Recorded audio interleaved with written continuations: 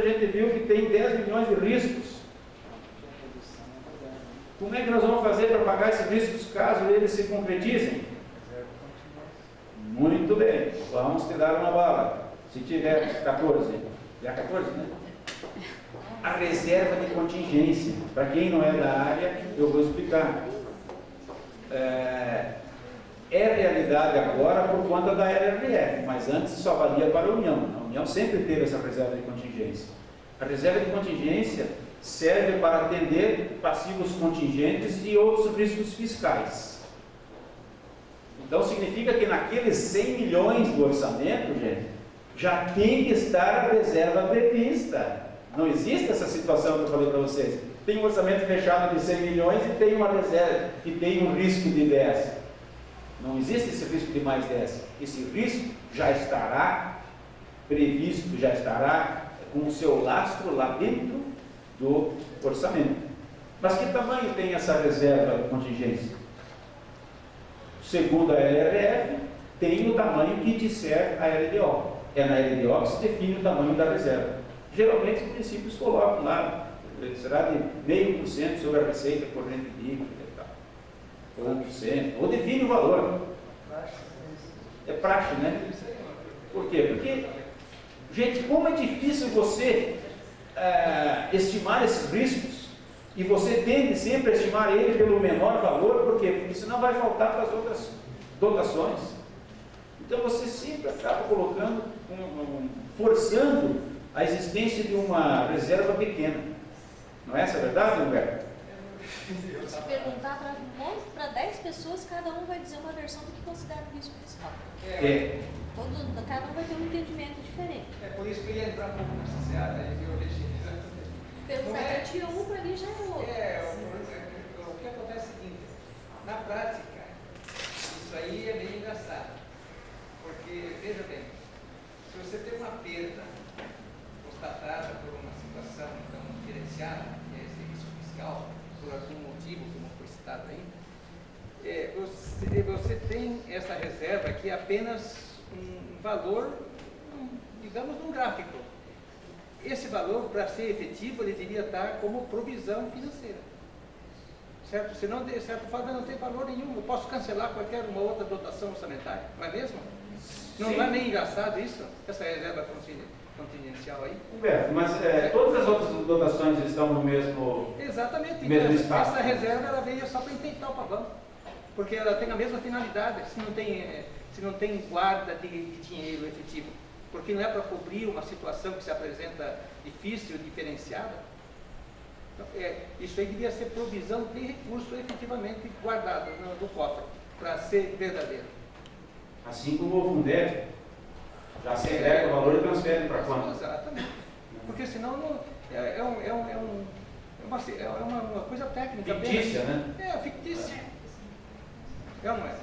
E aí a interpretação vale do jeito que cada um quer. Se considerar, por exemplo, aquelas na arrecadação como um risco fiscal, não vai ter nem financeiro da reserva de contingência, não vai ter isso. Não vai ter nem para todo mundo. Fica adiante. Mas é por isso que eu digo, Regina, a gente vai ter uma nova federal, assim, eu acho que nessa versão já tem a redução de arrecadação. A gente consegue facilmente ter dúvidas quanto a isso, né? As opiniões são divergentes, eles são capazes de colocar ali até questões de intempéries. Eu não entendo como um risco fiscal que deva ir para anexo fiscal uma despesa decorrente de uma intempérie ou de uma comoção intestina, como diz o texto da lei 4.320 de 64, comoção intestina, assim, não é dor de barriga do prefeito, não. São guerras sociais, civis, né? Outras situações, não fala especificamente, mas ele fala assim dessa natureza, de intempéries e tal. Depois a gente vai resgatar isso. Não, porque professor, eu só quero fazer entender. Na prática, essa reserva de contingência, para privacidade mesmo, para bater certo, devia ter essa reserva de dinheiro efetivamente. Sim, eu entendi perfeitamente. Você tem razão no que fala. Não como valor para servir como apenas suplementar uma situação, entendeu? Sim. Não, eu entendi. Teria que vir para duas coisas, mas não tinha. Teria que ser um superávit financeiro de um ano anterior. Tem que ter uma reserva efetiva. Seria o que você está O querendo. cara deveria depositar, o governante deveria depositar efetivamente essa reserva de contingência em numerário. Sim, eu entendi. Então, vamos só voltar ali. É tão questionável a situação que o modelo federal que é nos colocado, para que a gente siga, prevê ali até situações imprevisíveis. Existe diferença entre coisas imprevistas e as imprevisíveis. Se nós temos processo na justiça contra o município, a gente pode colocar ali uma estimativa porque são previsíveis, né? Se consegue prever. Consegue, de repente, já que nós estamos numa situação de baixa da movimentação econômica, consegue prever uma diminuição da arrecadação até certo ponto. Mas você não consegue prever, por exemplo, uma intempérie. Vai cair granizo na cidade e vai acabar com as vilas mais pobres, que são aquelas casas que têm menos segurança, né? Você consegue prever isso? Não. Você consegue prever uma chuva em excesso que vai alagar o lago, vai transbordar e vai acabar com as casas ribeirinhas? Não. Isso eles colocam ali. Gente, esse tipo de coisa, sabe onde cabe? Nos créditos adicionais extraordinários, que são exclusivamente para atender coisas imprevisíveis e não imprevistas.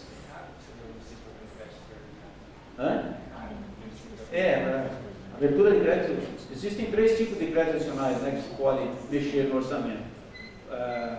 Os suplementares, você suplementa coisas que já existem, os especiais, que você adiciona coisas que não existem, e os extraordinários. Esses têm um rito todo sumário, você pode abrir eles sem o consentimento da Câmara.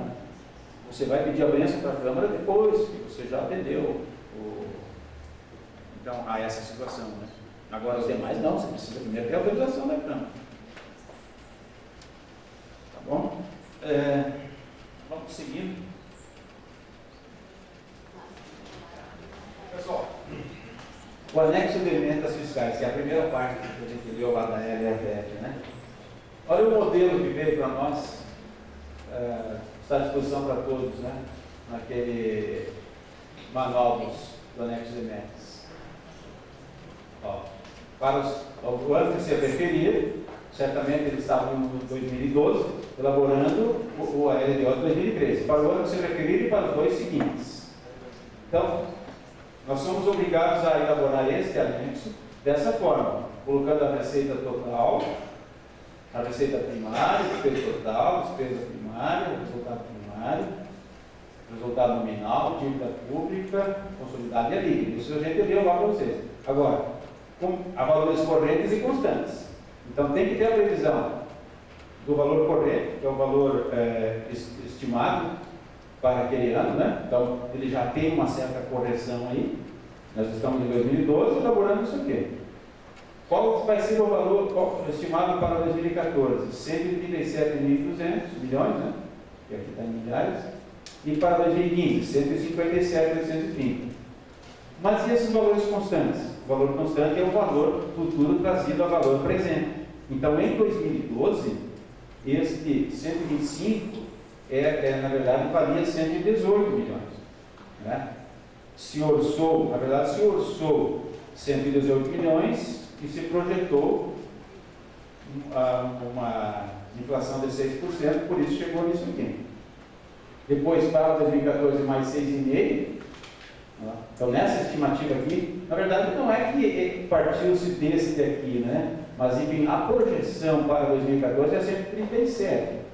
Se você tirar os 6,5 e mais os 6 aqui do ano 2013, você chega no valor constante de 121. Então, o valor real de crescimento é de 118 para 121. Né? Aqui a mesma coisa, se projetou para 2015 157 milhões é 830, mas a preço de 2012, é 131. Por quê? Porque nós pegamos 157 e vamos tirar essa inflação aqui, essas 3. Então tem que se dividir lá por 1,065, o resultado de índice por 1,065 e o resultado por 1,06. Vamos chegar nesse valor. Tá? Estou ensinando matemática para vocês, financeiro. E assim se faz com todos os outros itens. A receita, o resultado primário desse município aqui, 50 milhões e 500 previstos para 2013. Ou seja, é um município que está forte, né? Ele está bem estruturado. Esse é o anexo de metas. Tem que projetar para os 3 anos, os que se referirem para os 2 seguintes. Mas nós já temos essa projeção lá no PPA. Temos. É por isso que eu digo, tem coisa a mais aí, né? Vocês vão dizer, mas é uma reprogramação. Sim, é uma reprogramação. Mas o orçamento poderia fazer isso. Como é que você chegou nesse cálculo de 125 milhões, 137, 157? Isso aqui é a metodologia de cálculo. A gente não leu que tem que mostrar a metodologia de cálculo? Sim, tem que mostrar. Como é que eles vão mostrar? Eles vão pegar algumas dessas receitas aqui e vão fazer uma projeção. Eles não vão pegar todas as receitas, uma por uma, para fazer estimativas. Vão mostrar como chegaram, por exemplo, na receita tributária. A receita tributária, aqui, 2013, 55, 67 e 88. Vamos lá. 55, 67 e 88. Eles estão se limitando a mostrar a variação, a previsão, e a justificar aqui, o aumento gradual e constante previsto para a receita tributária provém da expectativa da continuidade da política de intensificação da fiscalização tributária municipal iniciada há 2 anos. As projeções foram realizadas considerando o cenário macroeconômico apresentado em nota no demonstrativo 1 da receita tributária. Eles pouco falam, vamos dizer assim, para fundamentar esta estimativa incrementada, não é? Eles poderiam falar, por exemplo, na questão do IPTU. Vai que o IPTU tem uma projeção maior. Aqui estou pegando a tributária de forma geral, mas a tributária é impostos, taxas e contribuição de melhoria. E dentro de impostos a gente tem que se dividir em IPTU, ISS e ITBI. Então não seria melhor explicar uma por uma dessas aí? Por exemplo, o IPTU pode ter um incremento muito maior do que essa média aí. Teríamos que explicar. E o que explicaria isso? A média dos últimos 3 anos somente? Não. Pode ser que a gente tenha aprovado muitos empreendimentos imobiliários. Isso precisaria ficar mais claro para o vereador. O vereador, quando pega isso aqui, vai dizer, mas isso aqui é uma leitura muito singular, uma leitura que não reflete, não mostra tudo aquilo que vai acontecer mesmo. Você não concorda comigo?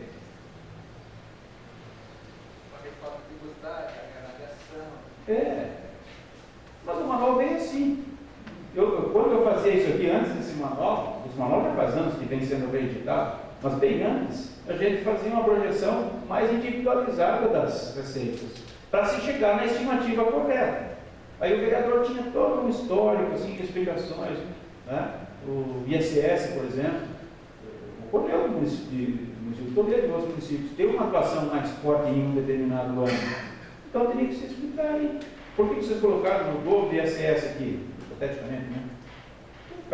Mostra a fiscalização que vai ser feita e tal. Não sei. Claro, teria que ter mais elucidação dos fatos. Mas a gente acaba os municípios fazendo desse jeito aqui. Aí eles não têm todas as receitas. Agora pegaram aqui o FPM, né? Vamos mostrar o FPM, né? Aqui embaixo, né? Pegaram a tributária e agora vão pegar isso aqui. Estão deixando fora esses outros aqui.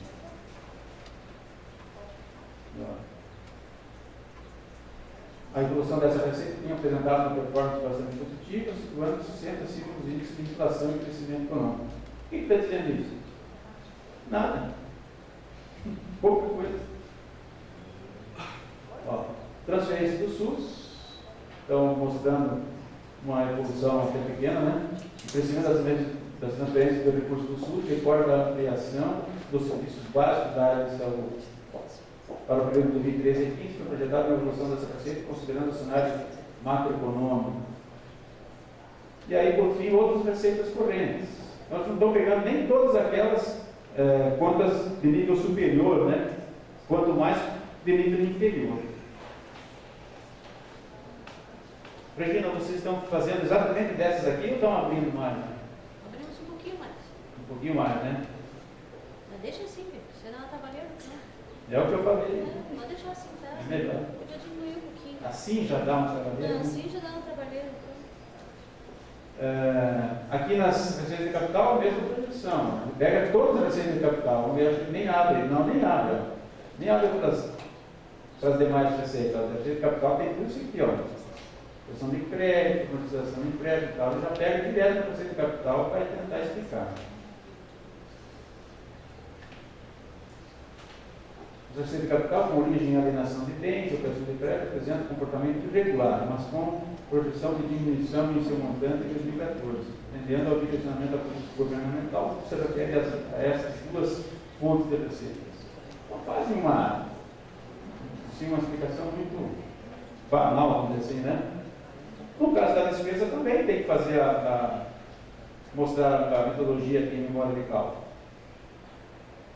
Então, aqui tem a projeção, ó, 125, 127, 157, que é a mesma projeção da receita que nós vimos. E é o mesmo valor que está lá na FMEX. Só que aqui está abrindo, né? Em pessoal, juros e encargos e outras despesas, investimentos e ações financeiras e amortização. Isso aqui, gente, já faz parte da classificação quanto aos grupos de natureza de despesa, que nós vamos ver na aula que vem, na questão orçamentária. Tá? Para quem não é da área, se prepara, que vai ser muito tranquilo. Então aqui já tem essa abertura, vamos ver o que ele vai mostrar. O pessoal é em cálculo. Ele está mostrando a evolução aqui e alguma explicação. O aumento do volume de despesas identificado no grupo de natureza de despesa pessoal em cargos, a partir de 2012, deve-se a fato como reajuste salarial dos servidores da TIM e dos proventos de aplicadores dos inativos. Até que aqui na despesa cobra um pouco, né? Os juros aqui, tá? Mostrando também. Tá? A reserva de contingência. Mostrando o volume e aqui a variação. Vamos ver aqui o que eles dizem sobre a justificativa. Os valores fixados para a reserva de contingência tiveram sua avaliação baseada na possibilidade de elevação dos resultados dos julgamentos de processos judiciais contrários à Fazenda do município, principalmente a partir do exercício de 2014, demonstrados em percentuais da receita corrente líquida. Aqui é aquele resultado primário que eu mostrei para vocês antes. Eles estão mostrando como chegar. Por quê? Porque está lá na LDF. Tem que mostrar a metodologia de cálculo, inclusive, do resultado primário. O resultado nominal. Também não disse a que veio esse formulário aqui. Você compara a dívida consolidada. O que é a dívida consolidada? É a dívida aquela de longo prazo, decorrente de contratos, ajustes, convênios e tal, né? Basicamente, esse dinheiro que vem de fora, alguns municípios obtêm dinheiro do federal, externo, no meu caso de Toledo, Cascavel e tal, aqui na região, e vem também recursos internos. Os municípios têm acesso a recursos junto ao Estado, não tem? Tem. Junto ao Paraná Cidade, basta que exista essa fonte de financiamento e que os municípios se candidatem, façam um projeto, submetam esse projeto à apreciação do governo do Estado, estando dentro daqueles limites definidos pelo Senado Federal, que nós vamos mostrar para vocês, talvez na próxima aula. Então, pega esse dinheiro. Esse dinheiro é para investimentos, não é para socorro de caixa. E esse dinheiro vai compor a dívida consolidada. Então, o que a LRF definiu? Ó? Na LDO, vocês colocam lá o cálculo, a projeção do resultado nominal. Contracenando. a dívida consolidada, mas comparando-a com aquilo que você tem disponível. Então, deduz-se dessa dívida o que você tem disponível, o que você tem de haveres financeiros. Por exemplo, agora a dívida ativa entra ali como haveres financeiros, né? Aí você está comparando uma dívida que vai vencer no longo prazo, né, com coisas, a maioria das vezes, de curto prazo. Tudo bem, a dívida ativa agora também pode ser de longo prazo, né? É porque você acaba não recebendo ela, né? Então você está comparando uma dívida longínqua, né, contratada, mas que vai pagar lá para frente, com o valor de agora. E aí você chega na dívida consolidada líquida. Ó. Então, tem tudo isso de disponível, contra 30 mil milhões, contra 45 da dívida. Então, a dívida líquida é de 15 milhões. Para que serve esse comparativo aí? Vai mudar a ordem do dia no município? Você comparar o endividamento seu com o teu ativo financeiro, teus haveres? Não muda nada. Agora, o que é essencial aqui é que o endividamento foi decorrente de uma série de críticas. Que críticas são essas? Aqueles crimes que foram definidos pela Resolução 40 e 43 do Senado Federal de 2001, que definem as condições para o endividamento. Hoje o município não consegue mais pegar dinheiro como podia pegar em tempos passados para investimento. Por quê? Porque existem essas regras. Eu não sei se eu trouxe aqui, mas a primeira delas o município não pode realizar financiamentos, operações de crédito a longo prazo, que cujo saldo devedor da dívida ultrapasse a 1,2 vezes a receita corrente líquida. Tudo bem que vocês, quem está mais ligado nessa área vai dizer assim, mas convenhamos, 1,2 receita corrente líquida é muita expansão, é muito limite, não é? E é mesmo. Pega quem tem um orçamento de uma receita corrente líquida de 100 milhões, não é o caso da maioria de vocês, que são municípios menores, né? Mas Toledo tem quase 300 milhões de receita corrente líquida. Olha o endividamento que dá para chegar, 300 vezes 1,2, 360 milhões o município de Toledo poderia dever, e deve 35 milhões para no longo prazo. Né? E pega vocês, então, um município que tem 20 milhões de receita corrente líquida, 20 vezes 1,2 dá 24 milhões. Os municípios de vocês estão longe de dever no longo prazo isso aí. Então, este limitador é altíssimo, mas ele foi, na verdade, ele foi definido algo assim porque os estados estavam muito endividados. Essa é a verdade. Os municípios não estavam. Então, nós temos uma folga de endividamento. E por que não se consegue se endividar mais hoje? Porque não existe só este critério. Na resolução do Senado diz que, eu não me lembro bem certo agora, mas tem um limite de 16% sobre a amortização e 11,5% o máximo que você pode pegar no ano, ou vice-versa, né? Então, existem mais dois limitadores. Você tem um limite de pegar dinheiro naquele ano, uma proporção sobre a receita corrente líquida, deve ser 11,5% ou 16%, é uma desses 16, né? E mesmo que você pegue isso, tenha a pretensão de pegar esse dinheiro, mas se o valor a ser amortizado deste novo empréstimo, mais a amortização do outro, ultrapassar a 11,5% da receita corrente líquida, você também já não pode pegar essa pretensão aí. Então existe uma série de críticas que se faz para que se libere dinheiro. Não adianta o vereador aprovar a lei lá, eu quero pegar 40 milhões, mas diante desse cenário você só pode pegar 5. Só vai poder pegar 5.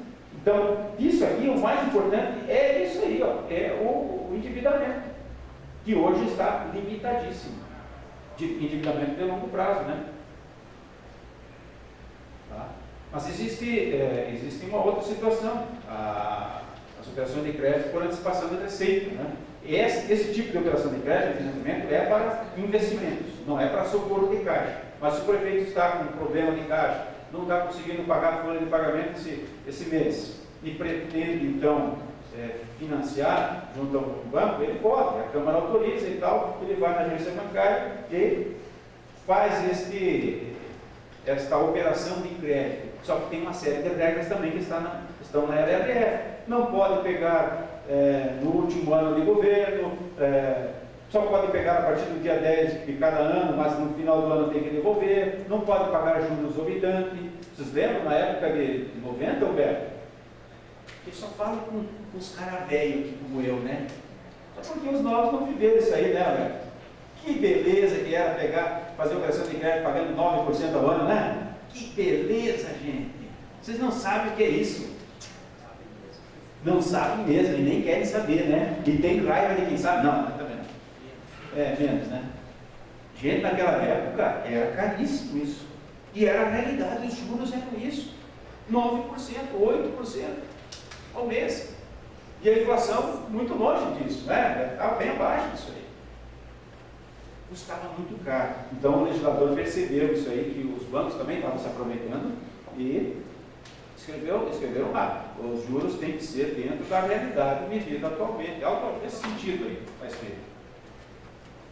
Então, a LRF foi um advento que veio assim, com 100 anos de atraso, mas ainda bem que veio. Por quê? Porque está ajudando os municípios a ter uma gestão fiscal eficiente e equilibrada, mas de forma forçosa. Foi uma virada cultural forçada.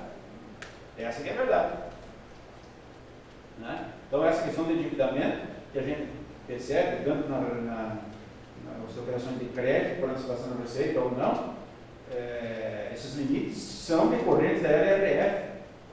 E é flagrante que isso vem para manter o equilíbrio. Né? O pessoal tem que tomar um café.